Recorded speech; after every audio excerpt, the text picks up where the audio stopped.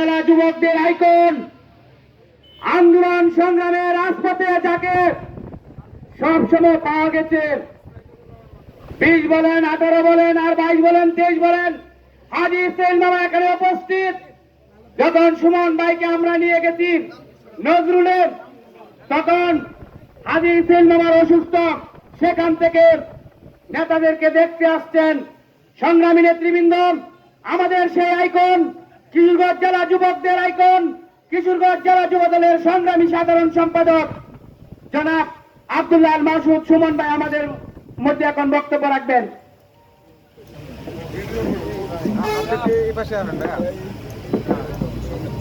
না না না, এই ভাই আমার ভিডিও লাগতো না, এই আমার ভিডিও লাগতো না। সিনা বাউনের বইতে লাগে না, ঠিক না? ঠিক কিনা?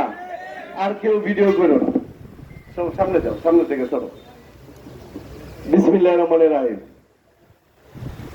1400 ইউনিয়ন বিএনপি কর্তৃক আয়োজিত আজকের এই বিএনপির ভারপ্রাপ্ত চেয়ারম্যান জনাব তারেক রহমান কর্তৃক আজ থেকে আরো 2.5 বছর আগে যে 31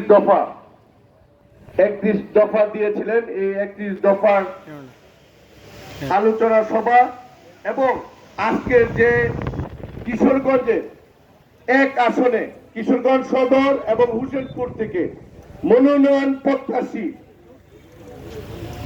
জনাব বাদরুল ইসলাম ভাইয়ের মত বিনিময় সভার সম্মানিত সভাপতি, উপস্থিত সদর থানা বিএনপির সংগ্রামী সাধারণ সম্পাদক জনাব হাজী ইসমাইল ভাই, উপস্থিত আজকের এই অনুষ্ঠানের মধ্যমণি, যার জন্য আজকের এই আয়োজন, কিশোরগঞ্জ জেলা বিএনপির 3 দিনকারের সাধারণ সম্পাদক জনাব বাদরুল ইসলাম ভাই সহ জেলা বিএনপির সিনিয়র নেতৃবৃন্দ, সকল অঙ্গ সংগঠন, যুব দল, ছাত্র দল, স্বেচ্ছাসেবক দল, কৃষক দল, শ্রমিক দল, উলামা দল, মহিলা দল সহ সকল অঙ্গ সংগঠনের নেতৃবৃন্দ এবং আমার সামনে উপস্থিত 1400 ইউনিয়ন বিএনপি নেতৃবৃন্দ সহ সকল অঙ্গ সংগঠনের নেতৃবৃন্দ, আসসালামু আলাইকুম।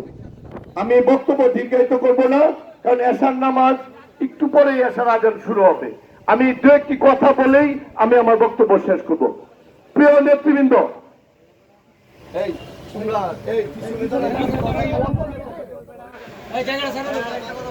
প্রিয় নেতৃবৃন্দ, আপনারা জানেন দীর্ঘ 17 বছর যাবৎ এই ফ্যাসিস্ট খুনি হাসিনার বিরুদ্ধে রাজপথে যিনি আন্দোলন সংগ্রামে সবসময় বট গাছের মতো আমাদেরকে ছায়া দিয়েছেন, তিনি হচ্ছেন জেলা বিএনপি সংগ্রামী সাধারণ সম্পাদক জনাব বাদরুল ইসলাম বাদরুল ভাই। দীর্ঘ 14 বছর উনি জেলা বিএনপির দায়িত্ব আছেন। একমাত্র ব্যক্তি, এই বয়সেও এমন কোন আন্দোলন সংগ্রাম নাই যিনি সকাল থেকে এসে রাজপথে আমাদের সাথে ছিলেন না। বিগত এই 2014 আন্দোলন, 2018 আন্দোলন, 2024-এ যে নির্বাচন বিএনপির ভারপ্রাপ্ত চেয়ারম্যান জনাব তারেক রহমান বর্জন করেছিল, এই 1400-তে যত এই রাজপথে যে আন্দোলন সংগ্রাম হয়েছিল তার নেতৃত্ব দিয়েছিলেন মাজল ভাইয়ের নির্দেশে হাজী ইসমাইল ভাই এবং জেলার দায়িত্বে জেলা যুব দলের সেক্রেটারি হিসেবে ইসমাইল ভাইয়ের সাথে আমি ছিলাম এবং জেলখানার মোড়ে জেলা বিএনপির সাধারণ সম্পাদক মাজল ভাই নিজেই নেতৃত্ব দিচ্ছেন এবং তার সাথে ছিলেন জেলা যুব দলের সভাপতি খসরুজ্জামান শরীফ ভাই, জেলা স্বেচ্ছাসেবকের সদস্য সচিব সহ ছাত্র দলের অনেক নেতৃবৃন্দ। এমনি ভাবে কিশোরগঞ্জের প্রত্যেকটি জায়গায় যে আন্দোলন সংগ্রাম হয়েছে তার নেতৃত্ব দিয়েছিলেন মাজল ইসলাম মাজল ভাই। আজকে অনেকেই মনে করেন যে মাজল ভাই এখন প্রার্থী হয়েছে। ভাই, দীর্ঘ 14 বছর 17 বছর ধরে আমরা কিসের আন্দোলন করছিলাম? এই ফ্যাসিস্ট খুনি হাসিনার বিরুদ্ধে গণতন্ত্র মুক্তি পাক, এই জন্য তো আন্দোলন করছিলাম এবং মানুষের ভোটের অধিকার, মানুষের কথা বলার অধিকার যাতে প্রতিষ্ঠিত হয়, এই জন্য তো আন্দোলন করছিল। তাহলে উনি কি মাঠে ছিলেন না? দীর্ঘ 17 বছর কি উনি মাঠে ছিলেন না?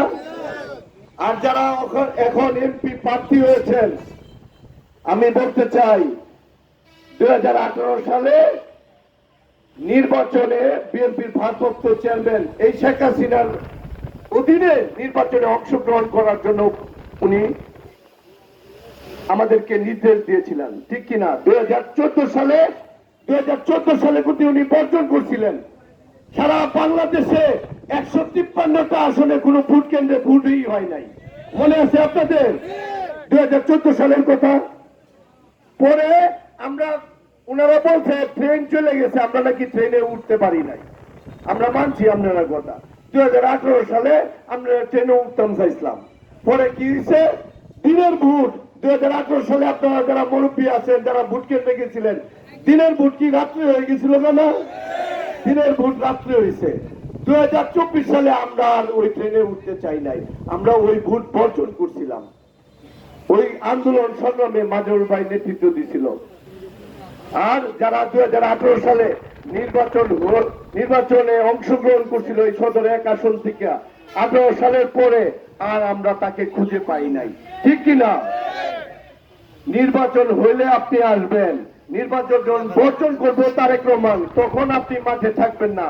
আবার যখন এখন 2025 সাল আইছে, 26 নির্বাচন হইব, তখন আপনি আবার মাঠে আসছেন।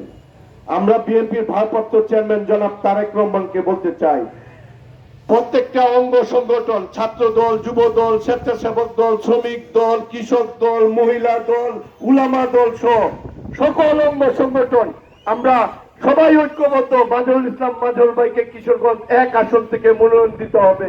আপনারা যারা বিএনপি করেন, যারা বিএনপি সমর্থন করেন, আপনারা কি একমত কিনা একটু হাত তুলে দেখান। সবাই হাত তুলেন, সবাই হাত তুলেন, একটা হাততালি হবে। আমরা সবাই মাজহারুল ভাইয়ের পক্ষে আছি। সবাইকে ধন্যবাদ। খুদা হাফেজ। বাংলাদেশ জিন্দাবাদ। বাংলাদেশ জাতীয়তাবাদী যুবদল জিন্দাবাদ। দেশনেত্রী বেগম খালেদা জিয়া জিন্দাবাদ। তারুণ্যের অহংকার তারেক রহমান জিন্দাবাদ। ধন্যবাদ সবাইকে।